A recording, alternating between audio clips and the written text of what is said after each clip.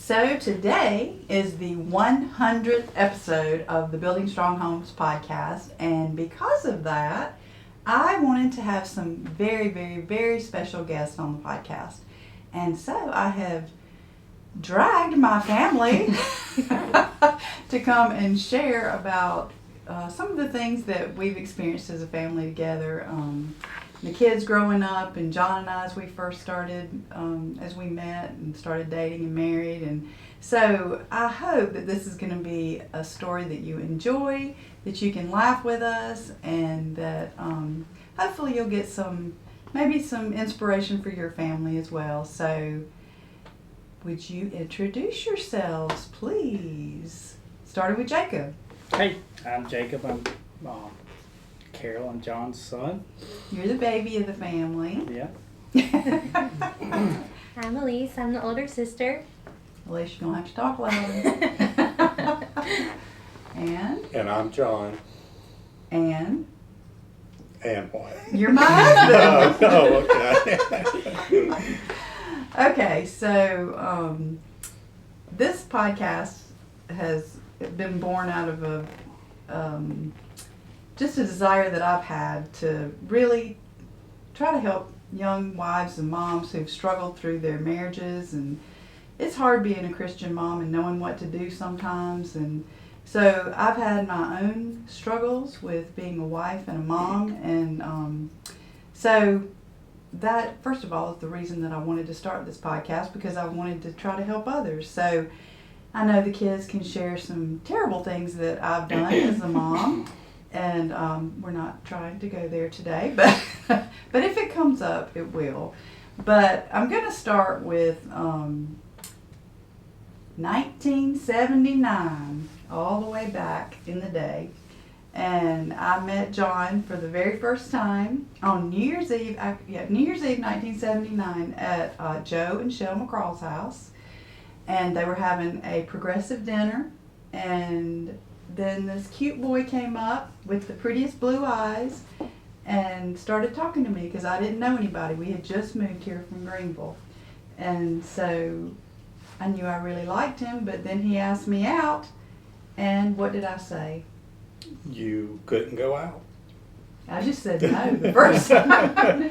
So I was 14 years old, and actually you called me on the phone the first time and asked me out, and I just said no, and then you said, well, think it's gonna snow tomorrow? And then it didn't. So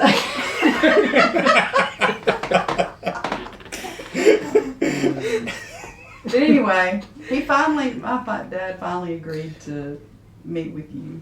And so how was that meeting? How did that go? With your dad? Yeah. Evidently it went okay. He let me go out with you. What was he doing when you came over? He was cutting a tree down. Yeah, he was. So you were out there meeting my big dad with a chainsaw in his hand. Correct. But he was so impressed he let me go out with him. So anyway, we dated for 5.5 years and finally got married, moved to a little trailer on the farm, and that's when John started his business. So he's been in business for 39 almost 39 years in December. So one thing that John has always had a passion for is he's wanted to start his own business. From the time we were in high school, that was something he wanted. He was very passionate about that, he and his brother. So where did that come from? Because your parents were both professors and they didn't own their own business. So where do you think that came from? I guess when you wanted to kind of take the direction of your life by yourself. Because we explored so many different items as far as being dairy farmers,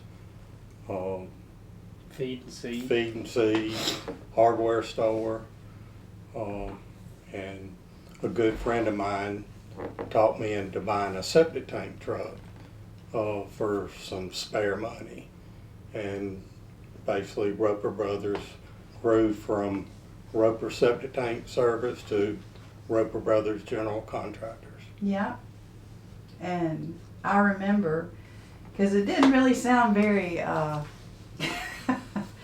wow, they're going into the septic tank pumping business. But I remember you worked for Jimmy Curry at the time. Oh, yes. And tell us about Jimmy Curry. Jimmy Curry was a good guy. When I walked in and told him that I was going to try it on my own, he gave me 9 septic tanks to put in. Oh, wow, I didn't know that. Yeah, Wow. he did. And he stuck with me throughout the years. You know, and after almost being broke twice now, you know, Roper Brothers General Contractors basically was formed as a mistake. Why do you say that? It's a whole new podcast.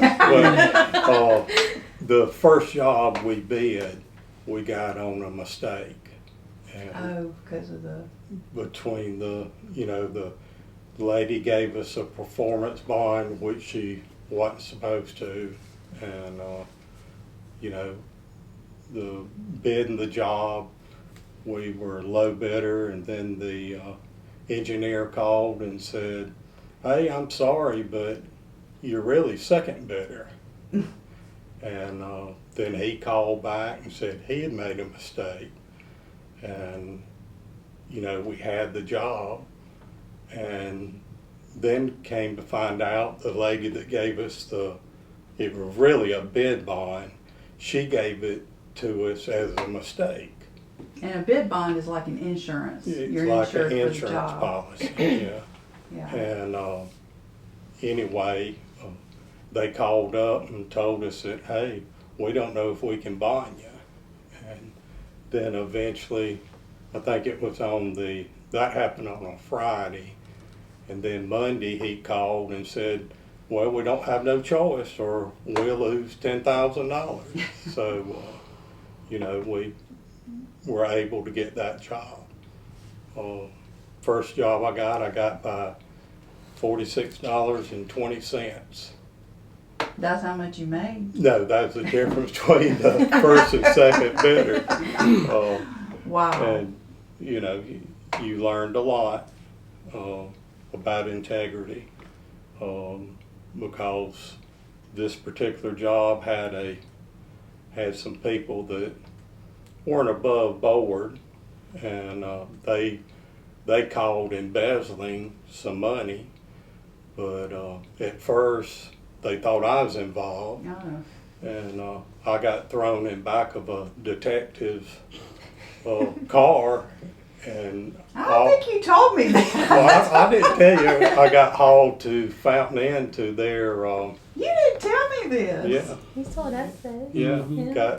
Got hauled into town of Fountain Inn to the interrogation room, I guess. And for about an hour, they were really hard on me. But then they found out that basically it was the other people that were doing this. But that's a whole different story. Well, we're going to have to talk about Yeah. this later.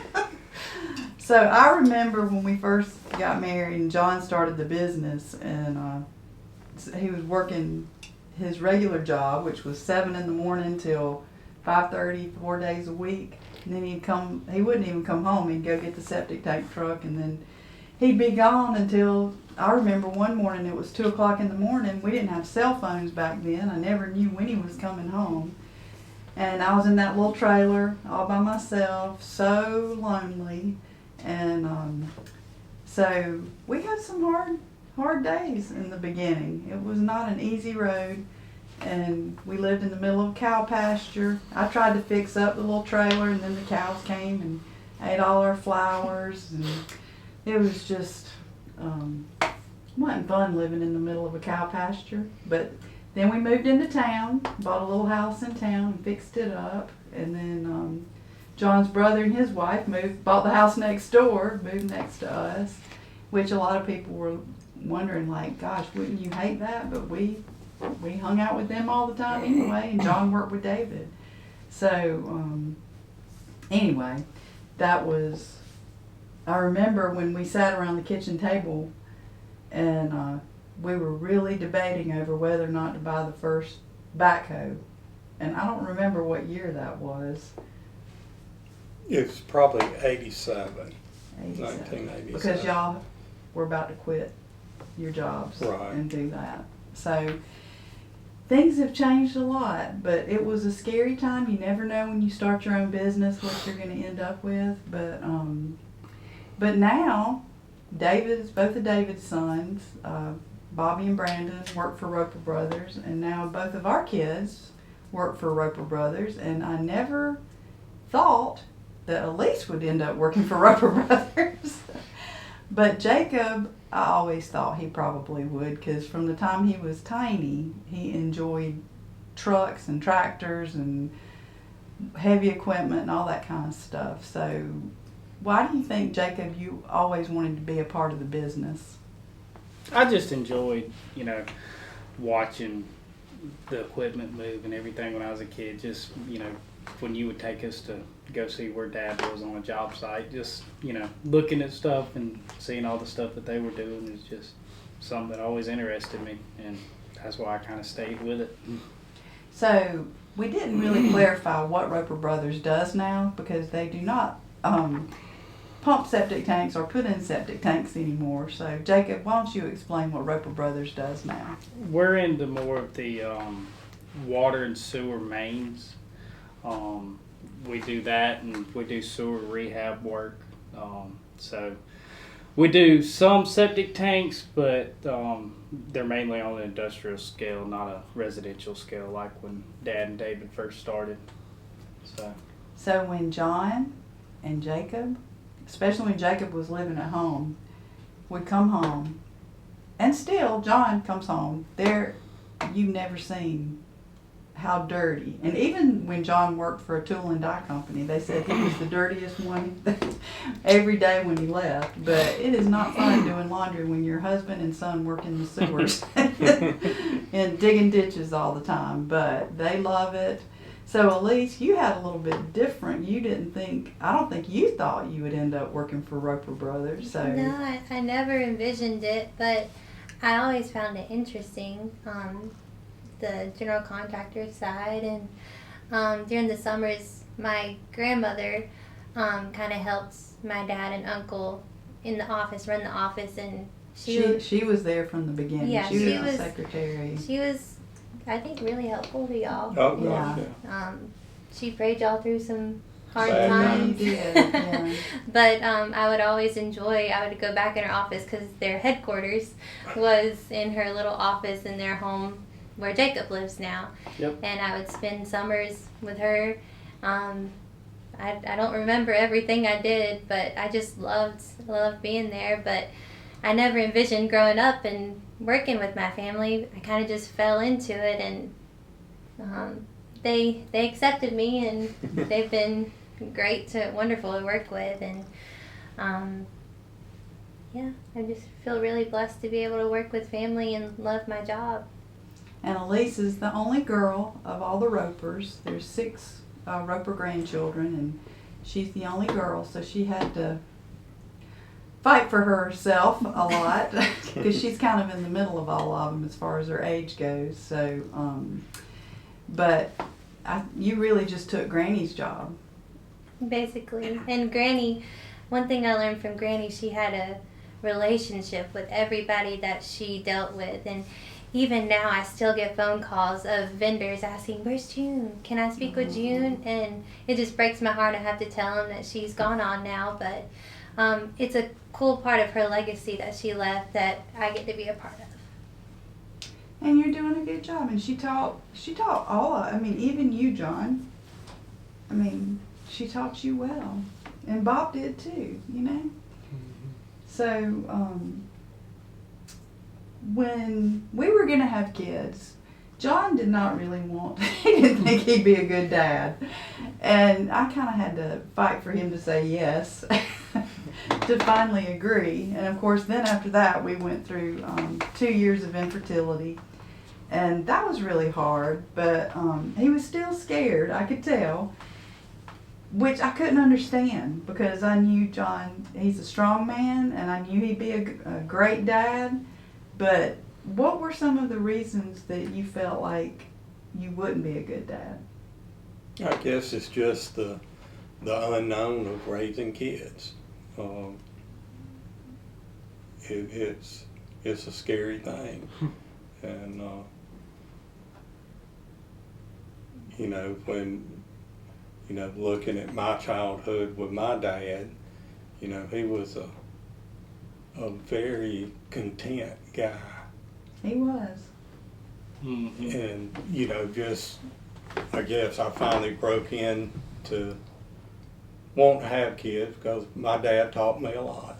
Mm-hmm. And the main thing is your word. And I hope that I've taught y'all that. He taught me your word is just as good as a signature. Mm-hmm. Yeah. Yeah. And so integrity is like a big theme that has always run deep in John. And that's one reason that I admired him all these years. And even when we were dating, I could see that. And a lot of people would, we'd be dating and he'd say, "Oh, I got to drop you off early tonight, Carol, because so-and-so needs me to talk to him. They're going through a hard time," and this, high school, college. And, but a lot of people respect his opinion. He said he's just a good listener, which he normally, the longer we've been married, the less he listens to me, but he's always one that has been a good listener. So I do admire that about him. And so as far as, your parents, they were professors at North Greenville University, and all three, John has an older brother and an older sister, David and Carrie. David and Sandra live across the street, and Carrie lives in Charleston now with her family. But you were how old when you moved to the farm? 1969, so I was 6 years old. Or almost 6, Yeah. yeah. So Bob and June had always wanted to build a house on the farm.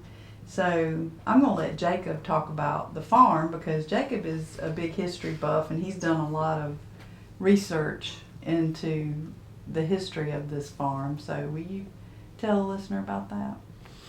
Yeah, so the farm that we live on was bought in, I believe, 1835, and it was the Nash farm.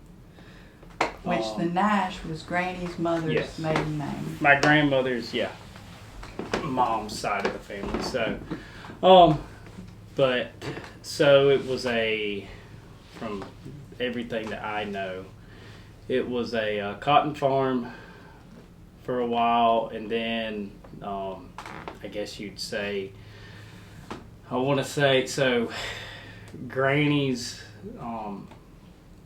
mother, once Granny's mother's parents died, it got split between either 5 or 6 siblings, and Granny's mother's husband was able to buy 2 or 3 of the siblings out. So we ended up with 235 acres. And there's still one other spot that's still owned by a Nash family member, which Billy and Nancy Nash have been helping me, just look at history and everything of the family that I've been able to just understand more because, my grandmother was the one who pretty much told me everything I know about the family history, and being able to go to him and, just back up what Granny's word was on stuff, it's just, a good thing to have, I guess. But anyway, so. Yeah, and Pappy. So when did Pappy buy the land? Do you remember, John? Jacob Appa. I would imagine it would have been in the 40s or 50s. 40s.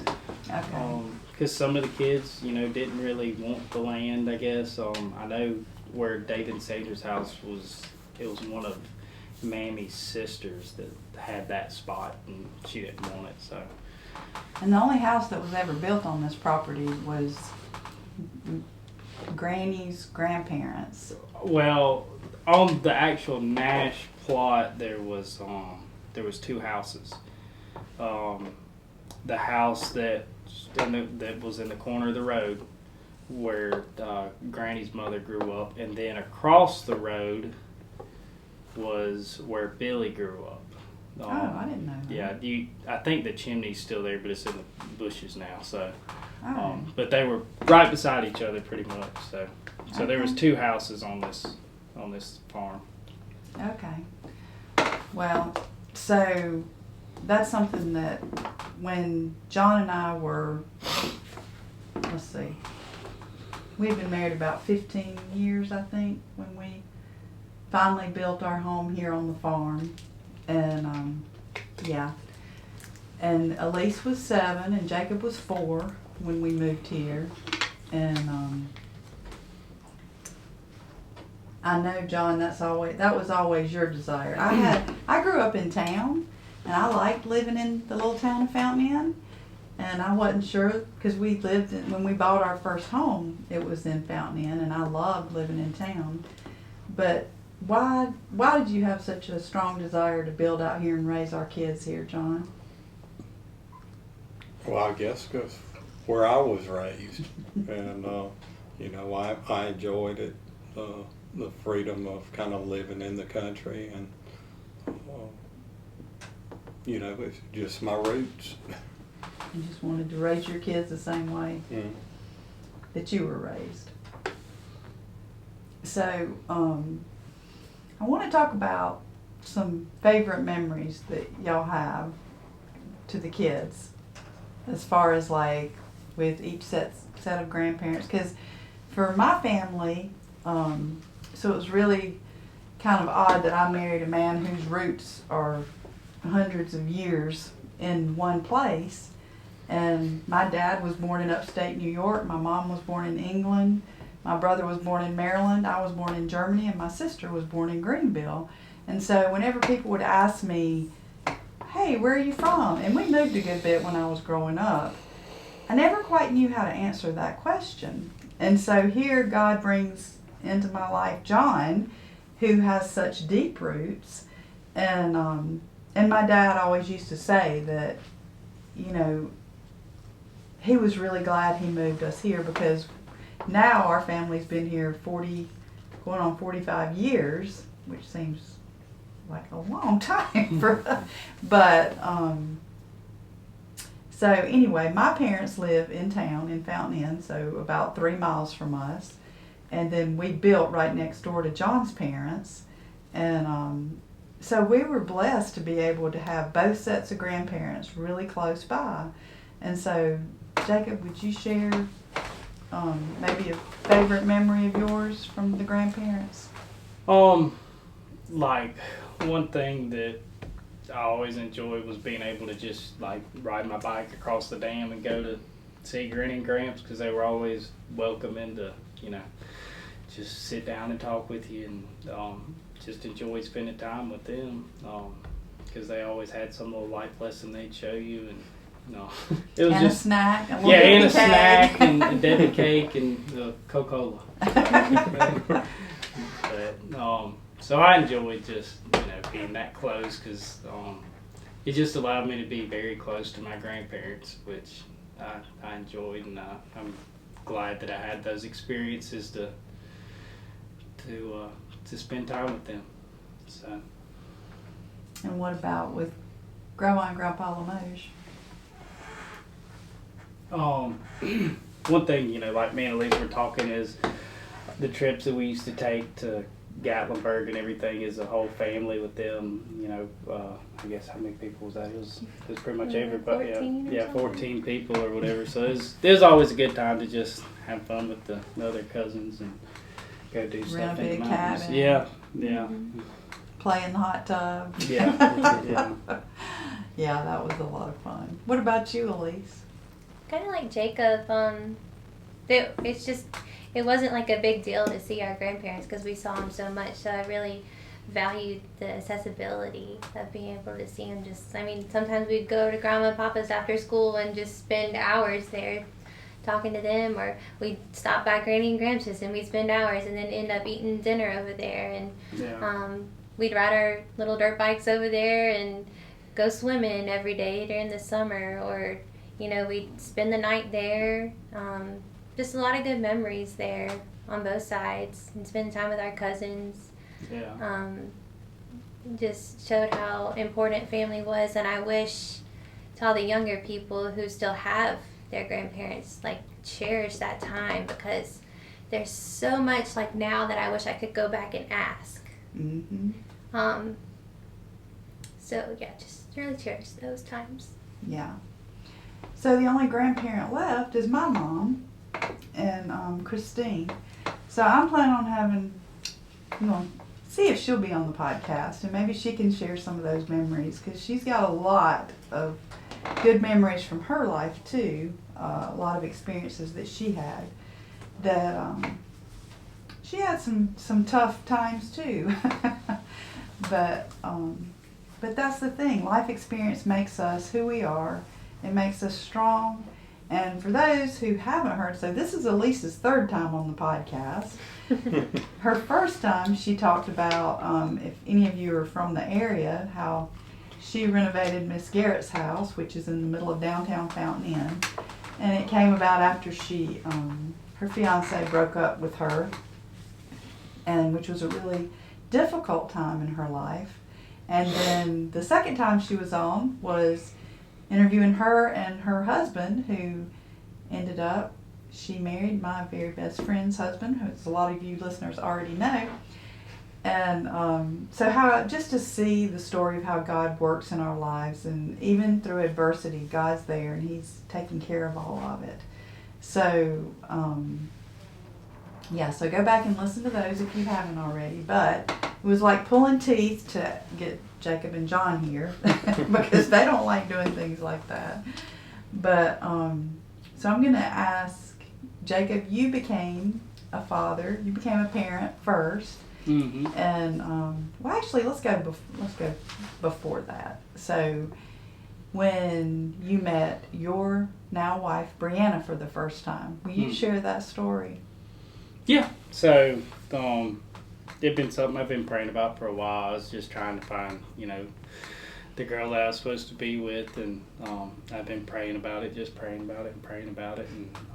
and just waiting patiently. And I finally, one day, it sounds cheesy, but me and Mom and Dad went to Cracker Barrel one day, and my wife was our server, and I just felt like God hit me in the head and was like, hey, that's who you're supposed to be with. And anyway, so I finally I found out who she was, and you found out who she was because you said, hey, I'll pay give me your pick, credit card, I'll go pay the check. So I looked at the ticket and found out her name, and then looked her up on Facebook and messaged her from there, and then just went from there. And she thought you were a stalker. Yeah. But anyways, I guess a year and a half later we got married, and so we've been married for 5 years now. So is that right? Mm-hmm. Coming on 6 this year. And so then you had a son, Owen, and he was born in January of 2022. Yep. And now Brianna is expecting your second son, and so we're excited about that. So what were your apprehensions about becoming a father? I guess just being a good father.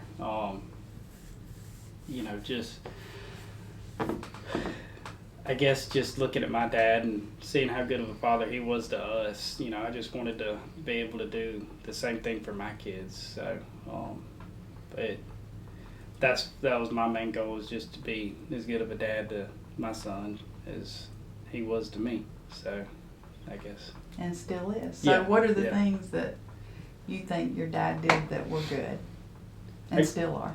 I guess always spending time with us, taking us out. You know, me and him had a good bond with when I used to go-kart race and did dirt track racing. It was always something we did every Saturday night until 2 o'clock in the morning. A lot of work, but it was fun, and it was good times to spend with him, and so just stuff like that. So I guess those are the main things, just building a bond with your kid. Yeah, and you've restored 2 Broncos, Ford Yeah. Broncos, set Yeah. 1970. 73, both of them were 73s. So, Okay. yeah. So he sold one, about broke his heart, and then he had to get another Yep, one. had to And he's get not another selling that one. Yeah, So, no. so don't ask.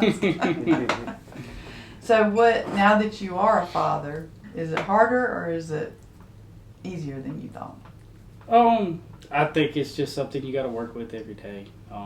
Just making sure you try to spend time with your kids every day, just doing something that they like doing. Like Owen's all into tractors and just taking them outside. He loves going outside. So just trying to spend as much time with him as you can, and you know, just make an impact on his life to grow and have kind of the same interest as you, hopefully. Well, he definitely does. He loves tractors just like you did. So Elise, now, when you, like I said, you had your heart broken, and then you didn't know if you'd ever find anybody to marry. Because Jacob was a lot younger, because you were how old when you met Brianna? I think I was 20, and then I Yeah. got married at, was I 21? 22. 22. You had just turned 22, yeah. And so Elise was, how old were you? I was 28. But you were 23, 22 when you got engaged. Mm-hmm. And so then after that, it was a long time because you didn't think you'd ever find a husband. Well, I think I had a disadvantage because the men in my life were such great men. Like, have a great father who treated me so well, you know, and I have a great brother who treated me so well, and it was hard to find a man that even, you know, could compete with that. Yeah. Any man had some big shoes to fill. And Dad, I think, really instilled in me to be independent, and I think I was just very independent. So it was hard for me to kind of step back and, you know, take on the role of a wife. So God really had to humble me, and He had to work on me a lot. So You've always been independent. Elise was the strong-willed child. So yeah, I'm grateful for those years that I had on my own. I learned a lot, and then I met Wes, who is just a wonderful husband and wonderful father, and everything I ever prayed for. So what, because I remember the first date you went on with Wes, and I can't remember if we talked about this or not in the other podcast, but we're going to talk about it again. I remember that you called me and your dad as soon as you left the date, and what did you say? I said I found him. But how did you know that? Why did you think that? I knew Wes's heart. Mm. He loves the Lord, and he's humble, and he's kind, and you can tell by his fruit Yeah. that he's a good man. But how did you know from that first date? Even though Frida and I had been friends for over 2 decades, y'all didn't know each other. But on that first date, what about him? How did you find out that much in one date? I think you can read people pretty quickly, and you can find out if they're genuine or not. But what did he do? He prayed for us. He went and got me ice cream, which is my favorite. Yeah. And we went outside, and he prayed, and he asked God, like, if this is supposed to be, you're in control, God, Mhm. whatever. And that really solidified going forward with Wes. I Because you think. knew. Yeah. Yeah. It's like I could breathe when I met him. After holding your breath for all Yeah. those years. It's like I found him. And he's a great guy. Yeah, kind of like Jacob being hit in the head with Brianna. Yeah. It's kind of the same. And that's Same a thing. blessing. That is a Yeah. blessing to Yeah. have that. That you don't have to have that doubt to know that if this is something that God, will bless or not. Mm-hmm. But so then you and Wes got married exactly A year later. a year later, Mhm. the day that you started officially dating, Yeah. March the 12th. And then you now have a almost, well, at the time of this 7-month-old. recording, she'll be 7 months old, Yeah. little girl. Yeah. And so y'all really, I know, well, Wes, how old is Wes? 30? 31? 30? No. Okay, we'll clear that up after this. But Wes is 33. older. He's 33. I thought he was 33, yeah. Yeah. So- I'm terrible. And you're 30, so. Yeah. But did y'all, I know you didn't wait that long because you were both Older, older. yeah. Yeah. But did you both have apprehensions about becoming parents? I really wasn't scared at all. I really wasn't. And we just left it up to God. Whenever you want us to have children, He'll give us children. Yeah. So, And he did. because I always knew God is there to listen. I wasn't scared. And plus, I had such a wonderful upbringing. I had a lot to lean back on. And Wes had a similar upbringing. He had a lot to lean back on and pull from. And I just knew that if God blessed us with a child, He would give us the resources to Mhm. teach her and help her grow. Yeah, So, that's true. yeah. And it's funny, Frida and I went to the ultrasound and they showed the baby's name is Elle, showed her profile and it's like, oh my gosh, she is the spitting image of Wes. Yeah. And she does, when she was born she looked just like Wes, but Mhm. now she's looking more like her mommy. So. But she's beautiful. They're both beautiful, and we are so blessed to be grandparents. And John is Papa, and I am. Well, I wanted to be Cece, but Owen would not say Cece, so one day he called me Coco. So that's my grandma name is Coco, and it is a lot of fun being a grandparent. Okay, so Jacob, I'll start with you again. Mm-hmm. So, unfortunately, we lost John's father in 2017 and then his mother in 2020. And so we had the house that's on the farm that they had built. And we weren't sure what was going to happen to the house because we weren't sure if any of the grandkids wanted it. But then Jacob and Brianna, they expressed interest, and so why did you and Brianna decide that you wanted to move and move into Grantz's house? So, we lived in a house in town and had the exact opposite story of you living in the city. I couldn't stand it. Since I grew up on a farm, I was used to going outside and just doing whatever I wanted to, and Shooting your gun. yeah, you doing can't whatever. do that in town. Yeah, you can't do that in town. So I was going stir crazy over there, and when Granny passed away, it was the house was vacant, and me and Brianna were just praying about it. If it's the right thing we needed to do, and well, I guess back up a little bit. When me and Brianna kind of started toying with the idea of what's going to happen with Granny Gramps' house once Granny dies and everything. Me and Brianna went over to visit Granny one day, and It was on Mother's Day. it might have been, I don't know. Yeah, it was a holiday. Anyways, my grandmother had dementia, and it was nearing her final stages of it and everything, and She had gotten really yeah, bad. she had gotten really bad. It was to the point where she really wasn't talking to anybody or really saying much, and anyways, I was just like, "Hey, Granny, how you doing?" Good. And then she just looked up at us and went, "This place feels like home, doesn't it?" And it was just one of the things like, "Whoa."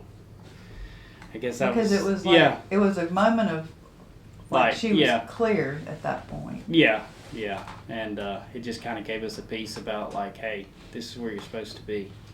So, once Granny passed away, me and Brianna started working on the house, and Well, you purchased the house. yeah, purchased the first. house and started working on it, and completely gutted it, and it was a big ordeal. And then found out we were pregnant while I was working on it. And I remember before we told our parents, Mom one day was like, "Just imagine being pregnant and working on a house."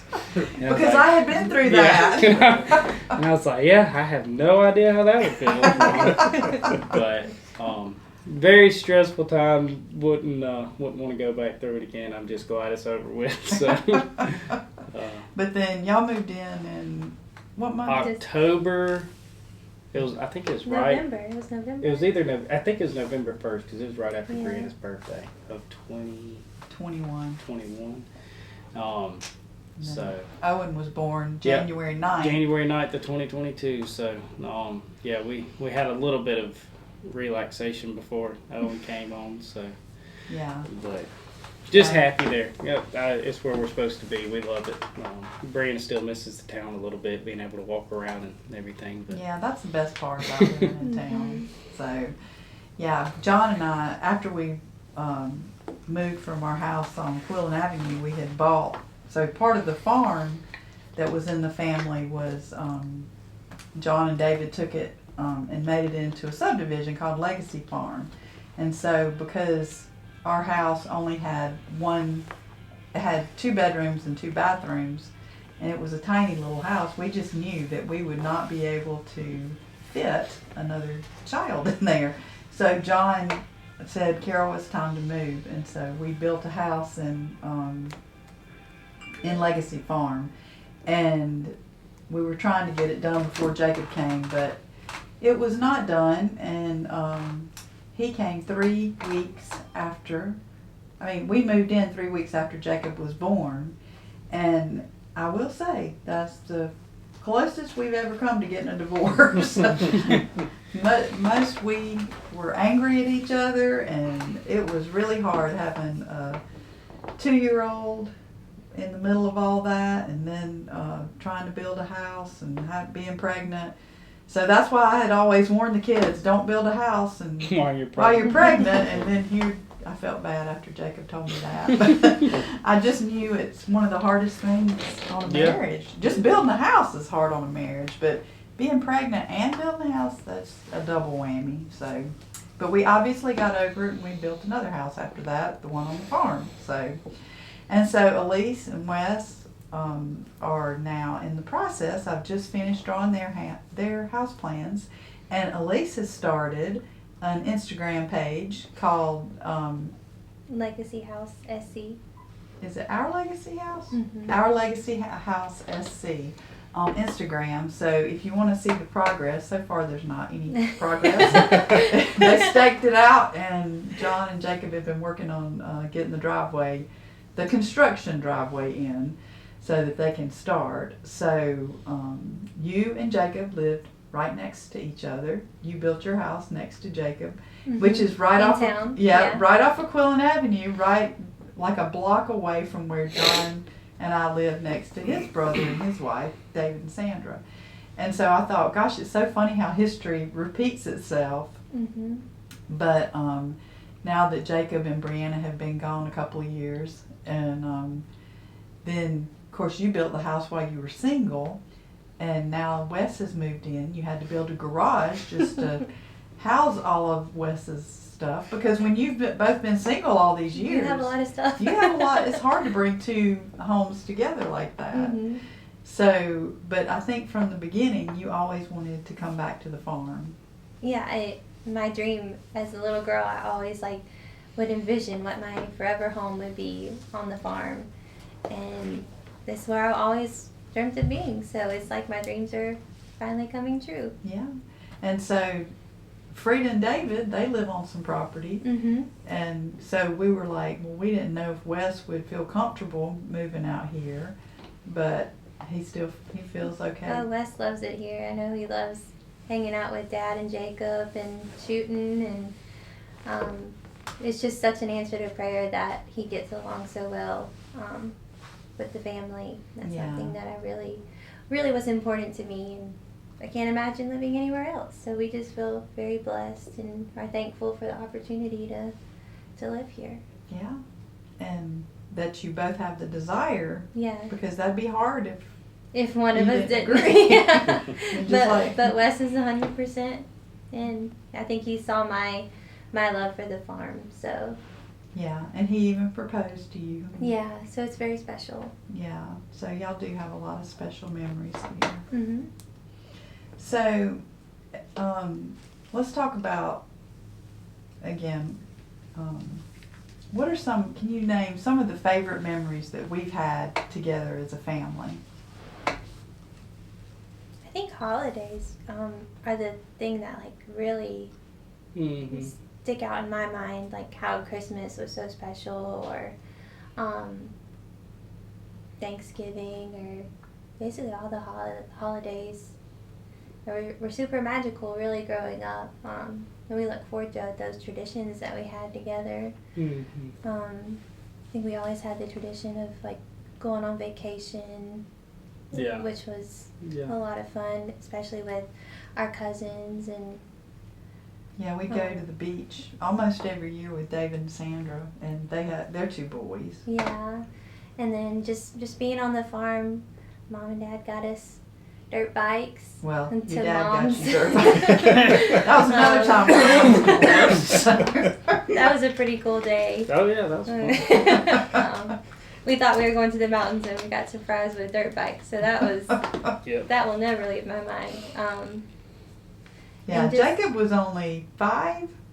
He was little. He had a little Honda. The Honda 50. Yeah, the smallest one you could get. I was terrified. Yeah, but I never broke anything on it. No, you never even broken a bone, have you? Nope. That is amazing. Yeah, but I mean, we just had such good times fishing in the pond and Yeah.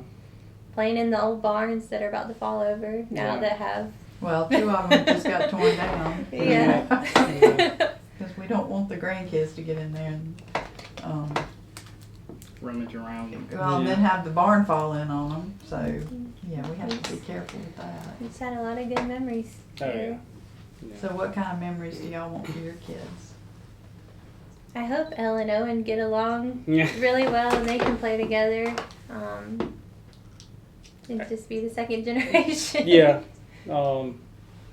I guess going into one thing is, I started doing cows again.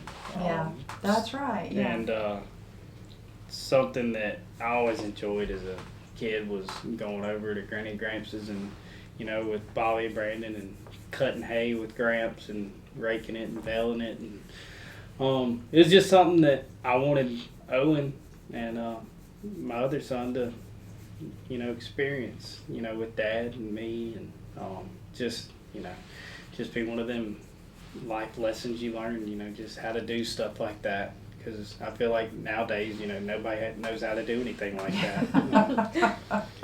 It's just, I enjoyed it when I was a kid, and I just want my kids to see the same kind of stuff, expose them to the stuff that you want them to be a part of. you Yeah. know?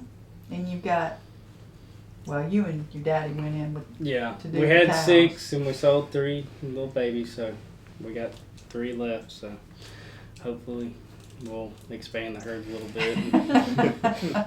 starting small. Because when Yeah. when John's dad finally, because he had gotten in such bad health, had to sell his cows, how many did he have? I think it was 30. 30, He had yeah. 30. But in like the prime time when he was doing it, he had like 80 cows out here. And Yeah. it was like, I remember it was a full-time job for him, but he was retired and nobody messed with Gramps' cows. He loved them. He wouldn't leave his Or his cows. catfish. Yeah, his catfish. Catfish. That's right. But- Yeah, because those cows would get out in our yard, and I'd have to get in the car and chase them and blow the horn to try to get them back in the fence. Yeah. Yeah, that was not my thing. I didn't care. That's the only thing when Jacob had these cows, I'm like, put up a good fence because I don't want to have to be corralling cows all the time. But what kind of memories do you want Elle to have, Elise? And any future possible children?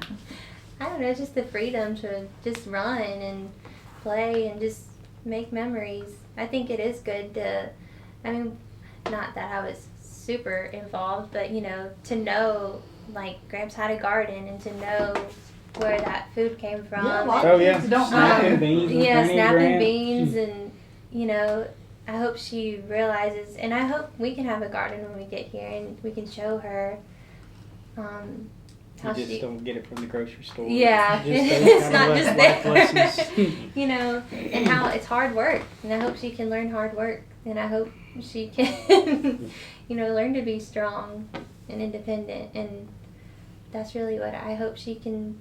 She grows up and she believes that she can do anything she wanted to, because that's how I grew up. Yeah. Did you believe that, Jacob? I could do anything I wanted to, Mm-hmm. as long as Dad didn't get mad at me. What about me? Well, most of the stuff I want to do is outside. Yeah.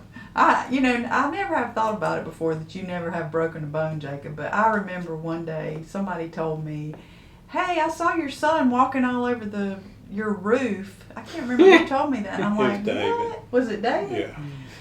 And Jacob would climb out his bedroom window on the second floor and walk on the roof. And yeah, I was, guess, a bad parent. I just thought he was upstairs in his room. I didn't know he was on the roof. So yeah, it's amazing. God took care of you, Jacob. And racing go-karts and dirt cars. And You all had a pretty that. bad wreck that one time. Yeah, he did have a bad wreck, and after that, I don't think he raced anymore after that. So as we kind of wrap up here, Oh, I don't get the easy question about memories. okay, I didn't figure you wanted to share, but what's No. one of your favorite memories? Oh, well, it's two. It's traveling around with Elise when she was doing her competition singing all over the country, and then the racing with Jacob. It was good times. Yeah, Good times. we had a lot of fun. Yeah. I know Jacob hated being drunk till. Yeah, Jacob didn't like all the singing competitions. So they were fun. Jacob was a little resentful at times of being drugged to some of these. I remember especially when we went to Atlanta and Jacob was so mad the whole time we were gone. So. Or Florida, when Dad and Jacob Oh. left early. Oh. They got a plane ticket out of there. Yeah, they did. Left me and Elise there. No TVs, no anything. Yeah, it was a little rough, but anyway. So now, is there anything else you want to share, No, John? that'll do it. Well, so I'm going to ask all of you, each of you, what's one piece of advice you'd give the listeners about creating a strong home and family?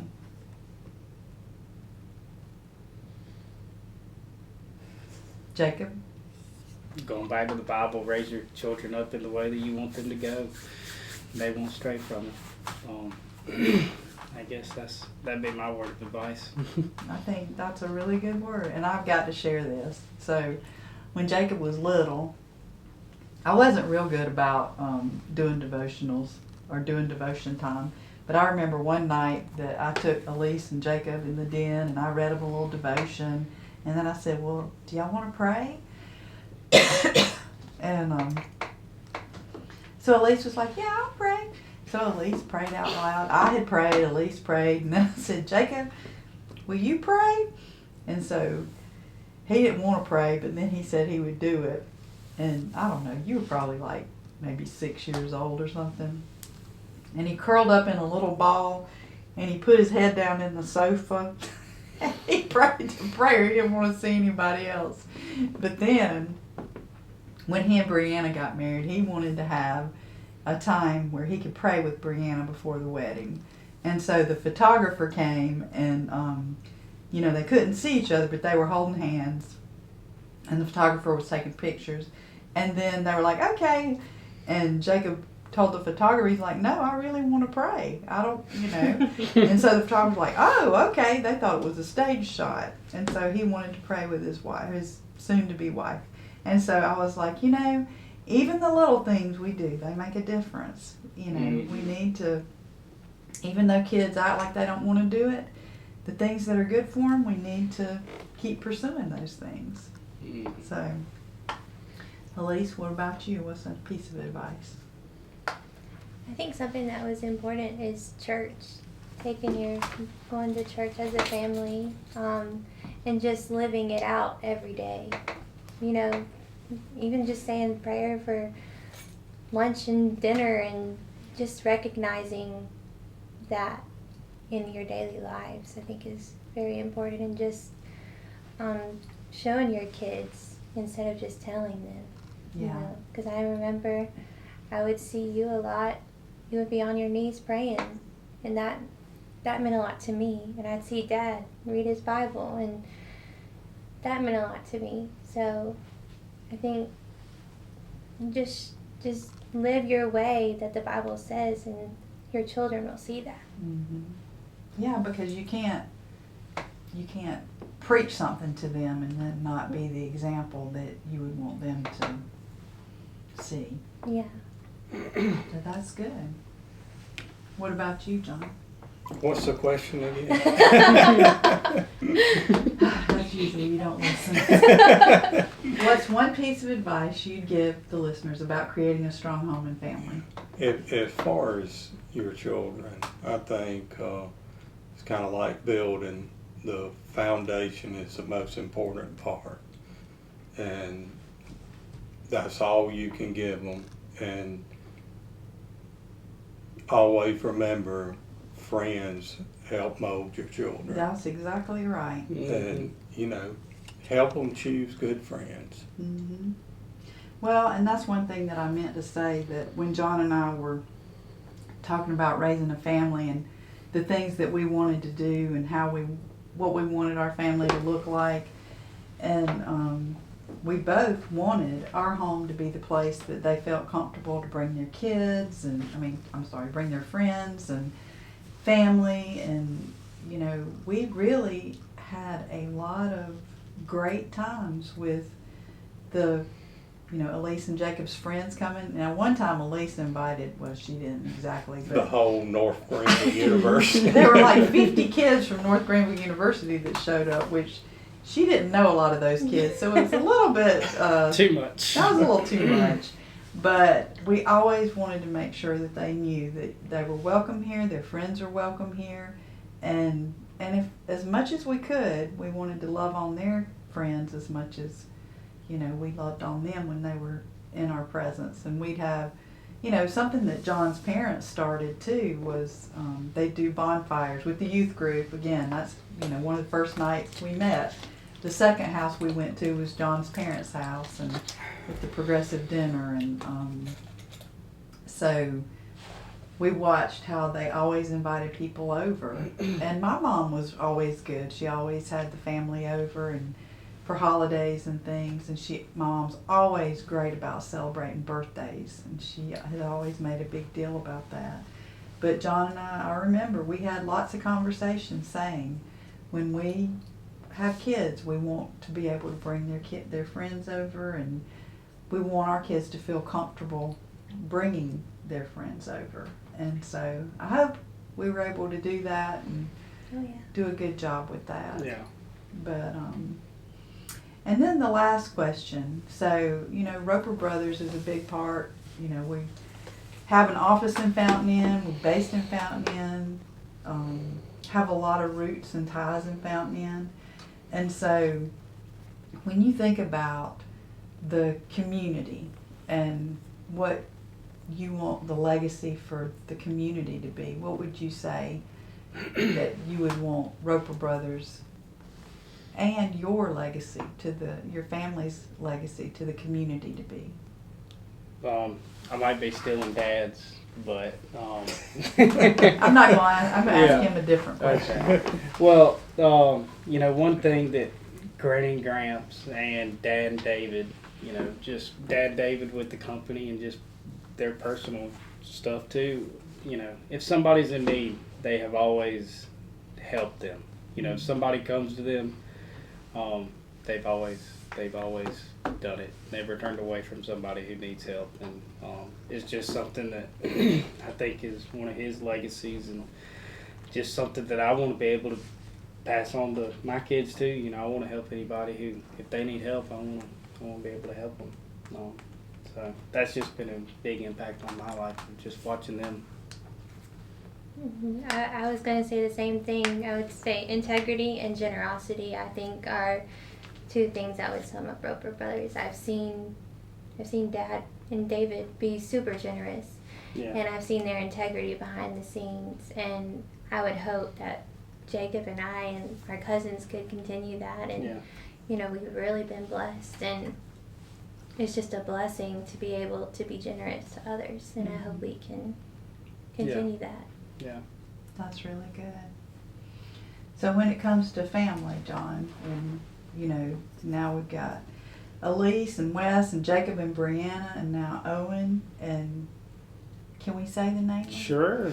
Yeah. So John's name is John Owen Roper. Jacob's name is Jacob Owen Roper. Owen's name is James Owen Roper. And Jacob wanted to keep the J-O-R going in the family. And so what is your next son's name? John Oliver Roper. Yeah, so we've got the J-O-R going. And so Oliver and then L.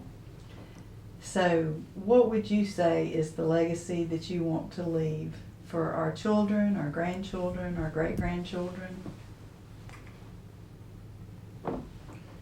Well, integrity, main thing. Always be a person of your word. Yeah. You know, and help people if you can. Yeah. And to love the Lord and live a life that's worthy of the calling that He's had for you. So y'all have anything else you want to share? Your thing. No, that's What? all I got to say about that. Okay, I think I missed something.